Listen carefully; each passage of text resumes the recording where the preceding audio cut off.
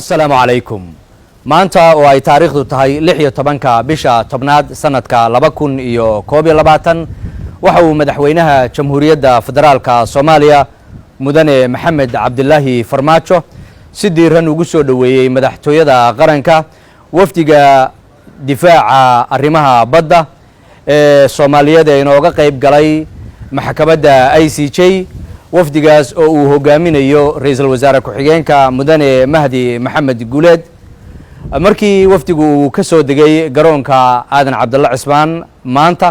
waxa halka si diiran ugu soo dhaweeyay gudoomiyaha gobolka Banaadir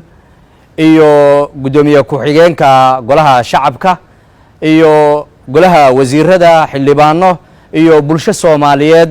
oo halka si diiran ugu soo dhaweysay kadibna waxa wafdigu si toos ah ugu yimi madaxweynaha jamhuuriyadda iyaga oo warbixin ka siiyay guulihii ay ka soo hooyeen maxkamadda ICJ madaxweynaha jamhuuriyaddu markii uu soo dhaweeyay ka bacdi waxa uu wafdiga ku bogaadiyay isla markaana ku amaanay doorkii halyeynimo ee adkaysiga lahaa ee ay ugu dhabar adeegeen intii ay dacwadani socotay iyaga oo akhiritaankiina ka lib keenay